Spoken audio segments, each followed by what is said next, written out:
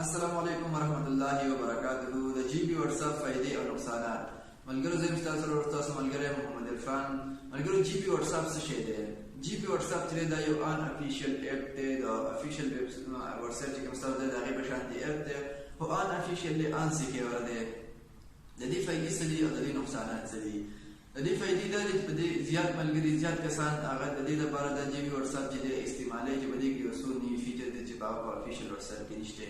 په دې کې دا شانتي چې دا د ټایپینګ چې دا غي لک چینج کوي، د دې کې سټیکر وغیرہ دا شي چې دا غي راځي او د دغه لپاره چې بلګر دا یوز کوي. او افیشل واتس اپ کې چې دا شي چې نشته، دغه سټیکر وغیرہ زیات دغه پکې نشته. او د دې نقصانات څه دي؟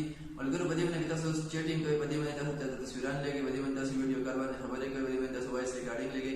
دا تاسو ان سکیور دی. دا واتس اپ تاسو ډېر په اسانه باندې بل څه کوم اډ کولای شئ، بل څه کوم دا واتس اپ تاسو ډېر په اسانه باندې کتلی شئ.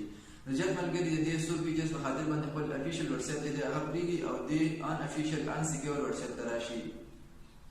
نو دې دغه نقصانات دي. دا تاسو فیسبوک، تاسو مسنجر، تاسو افیشل واتس اپ دې تاسو ټول ډیټا چې دا هغه هیک کولای شي، هغه شیر کولای شي. دې جی پی واتس اپ په مدد سره تاسو د دې کوم تاسو نمبر به تاسو اډ کولای دي افیشل د دې ان افیشل واتس اپ په مدد سره تاسو ټول موبایل چې هغه څوک هیک کولای شي.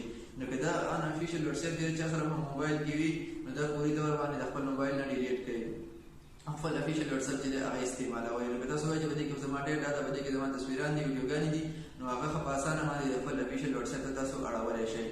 نو دا شان دي تاسو ټول ډیټا چې دا هیک کولای شئ، دا خپل موبایل نه ډیلیټ کړئ. ملګرو ویډیو مو خوښي ویډیو د خپل نور ملګرو سره ضرور شیر کړئ. که یوټیوب باندې چینل سره سبسکرایب کړئ. الله پاک.